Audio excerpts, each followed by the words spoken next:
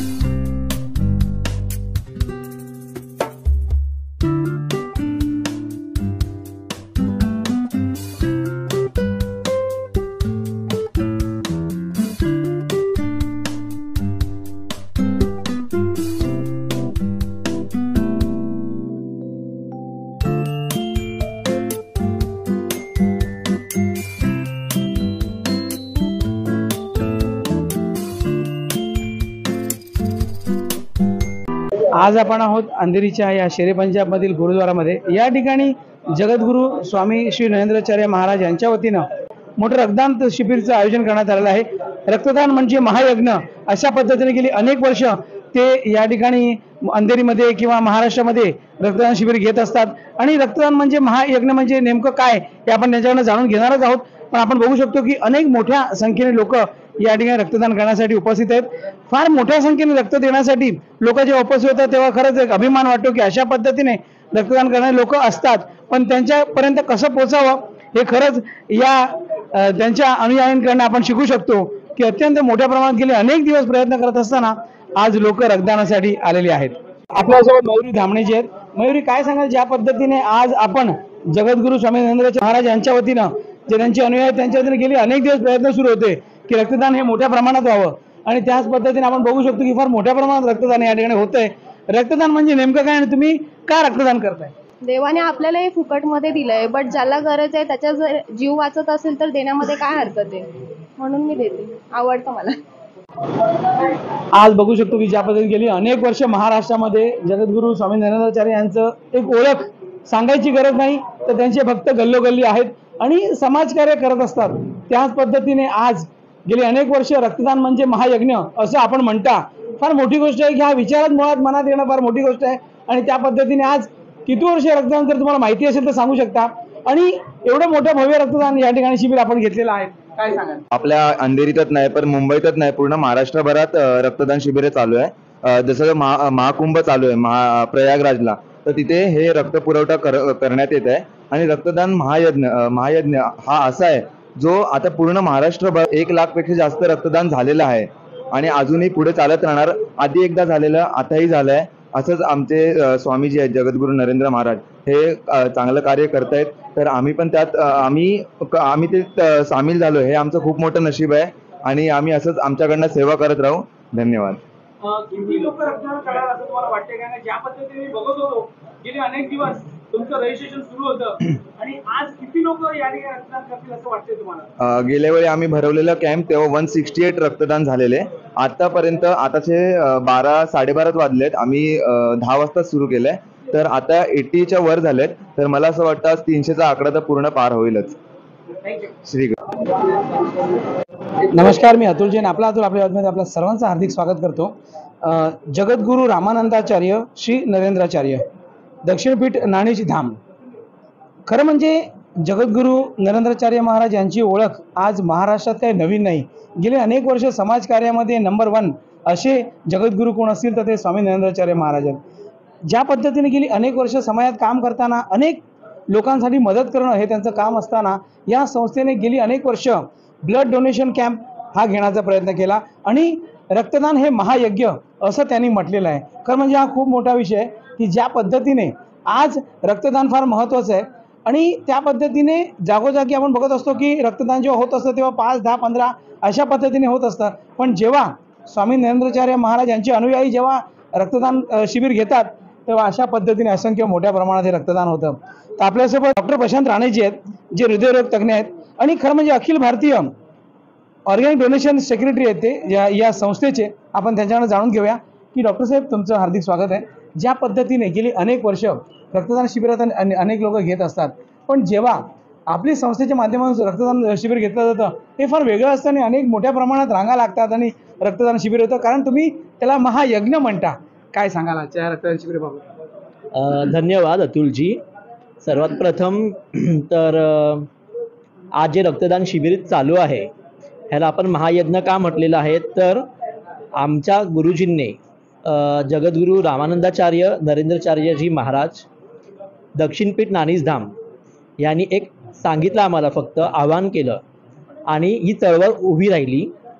आणि आता आम्ही 4 तारखेपासून ते 19 जानेवारीपर्यंत जवळजवळ 1 लाख कुपिका रक्त बाटल्या हे आपण दान केलेलं आहे आणि हा विक्रम मोडलेला, रेकॉर्ड मोडलेला आहे, रेकॉर्ड अचीव केलेला आहे. तर इतकं सामर्थ्य आहे आमच्या गुरूंमध्ये. आणि जे गुरुकार्य आहे हे फक्त ब्लड डोनेशनपर्यंत आम्ही सीमित करत नाही, तर आमचे वेगवेगळे उपक्रम आहेत, जसे अवयवदान, देहदान. तर आत्तापर्यंत आमच्याकडून देहदान 78 देहदान झालेले आहेत. त्यात 17 वर्षाचा लहान मुलाने पण देहदान केलेलं आहे मरणोपरांत, आणि ज्याचं वय 85 आहे त्यांनीसुद्धा देहदान केलेलं आहे. स्वामींनी, आमच्या गुरूंनी सांगितलं आम्हाला की मरावे परी कीर्तिरूपे उरावे. तर तेच सार्थकी करतो आम्ही आणि त्या गुरुकार्याचंच हे जी प्रचिती आहे, हा अनुभव आहे. त्या देहदानासोबत आम्ही अवयवदानसुद्धा केलेले आहेत. अवयवदान आमचे 7 अवयवदान झालेले आहेत. त्यात 4 नेत्रदान झालेले आहेत आणि 3 त्वचादान झालेले आहेत. तसे रेकॉर्ड आम्ही मोडत चाललेलो आहोत. आणि ह्यासाठी जे काय आमचे प्रेरणास्थान आहे, आमची गुरुमाऊली आहे.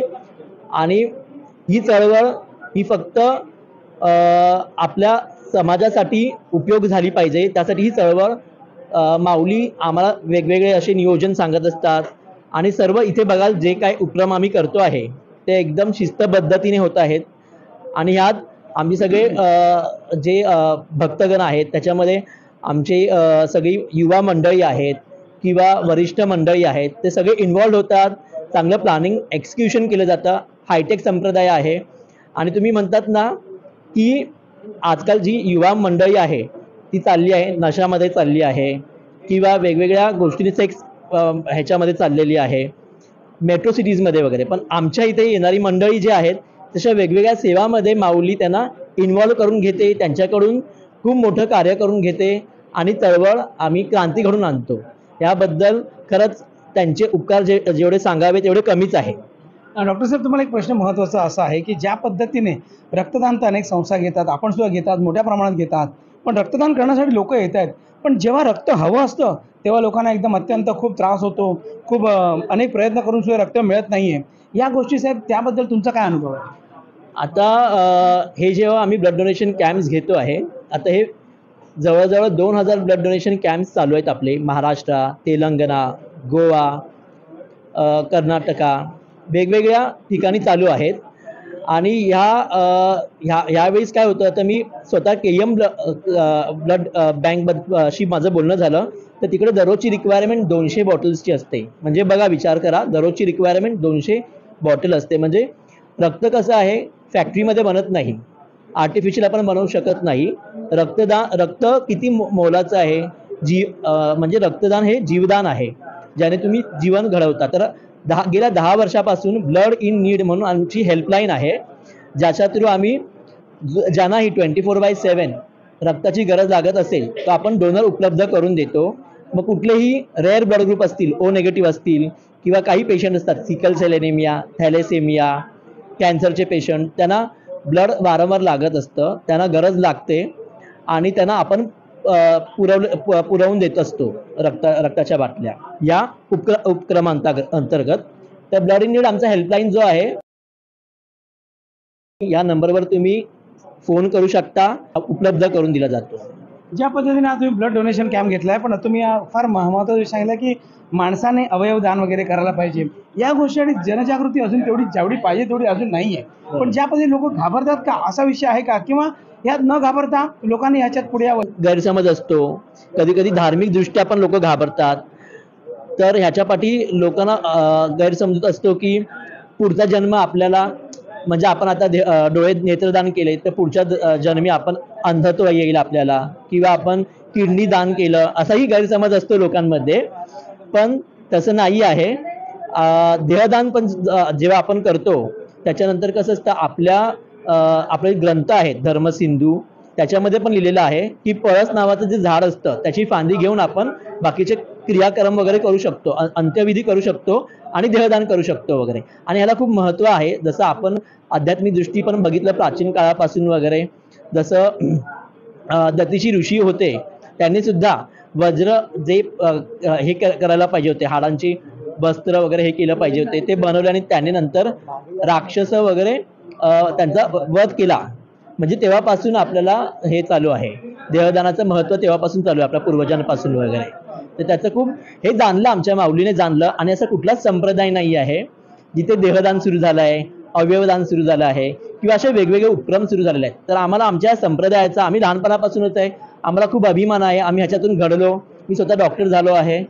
मग ह्या संप्रदायाने मला खूप काही घडवलं, शिकवलं, अध्यात्म कळलं मला काय आहे, हिंदू धर्मामध्ये किती ताकद आहे हे मला लक्षात आलं. आपण पाहिलं की अशा पद्धतीने डॉक्टर राणेसाहेब आणि इतर त्यांची जी सगळी टीम आहे त्यांनी अत्यंत मोठ्या प्रमाणात जे रक्तदान महायज्ञ असं म्हटलेलं आहे, ते यज्ञ खरंच या ठिकाणी मोठ्या प्रमाणात यज्ञ होते असं वाटतंय. एका ठिकाणी देशामध्ये महाकुंभ सुरू असताना ह्या दुसऱ्या ठिकाणी महायज्ञ सुरू आहे रक्तदानाचा. खरंच अभिमानास्पद आहे आणि कौतुकास्पद आहे. सनातन धर्म हा किती मोठा आहे आणि हा कुठे कुठेपर्यंत कशा कशा पद्धतीने पोहोचू शकतो ते आज आपल्याला या ठिकाणी बघायला मिळालं आहे. मी इथे सांगतो, आपली बातमीमध्ये पुन्हा भेटूया. थँक्यू. जय जय महाराष्ट्र.